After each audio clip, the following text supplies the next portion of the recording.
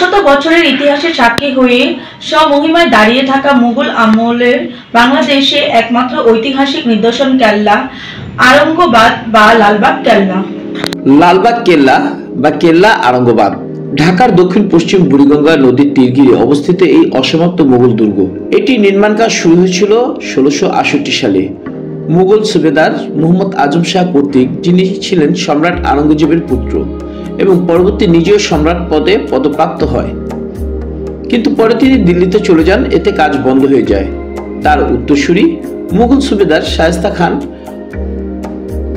1680 সালে নির্মাণ পুনরায় শুরু করেন, কিন্তু শেষ করেননি, কারণ মুঘল সুবেদার শায়েস্তা খাঁ এর কন্যার পরিবিবি মারা যায়।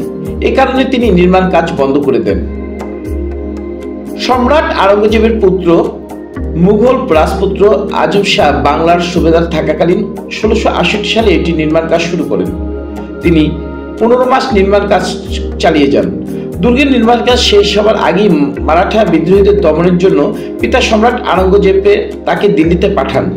এ সময় একটি মসজিদ ও দরবার হল নির্মাণের পর দুর্গটির নির্মাণ কাজ থেমে যায়। সুবেদার শায়েস্তা খাঁ 1680 সালে পুনরায় বাংলার সুবেদার হিসেবে ঢাকায় এসে দুর্গ নির্মাণের কাজ শুরু করেন। 1684 সালে এখানে শায়েস্তা খাঁর কন্যা ইরান দুকমত রহমত বানু পরিবিবি মৃত্যু ঘটে। কন্যার মৃত্যুর পর শায়েস্তা খাঁ এই দুর্গটি অপব্যয় মনে করে 1684 সালে খ্রিস্টাব্দে অসমাপ্ত এই নির্মাণ কাজ বন্ধ করে দেন। লালবাগ কেল্লার 3টি প্রধান প্রস্তর স্থাপন হয়। একটি পরিবিবির সমাধি। শায়েস্তা খাঁ ঢাকা ত্যাগ করার পর এটি জনপ্রিয়তা হারায়। ঢাকা থেকে মুর্শিদাবাদে রাজধানী স্থানান্তর করা হয়, এটি ছিল প্রধান কারণ। রাজকীয় মুঘল আমল সমাপ্ত হওয়ার পর দুটি পরিত্যক্ত হিসেবে গণ্য করা হয়। 1844 সালে এটি আরঙ্গবাদ নামে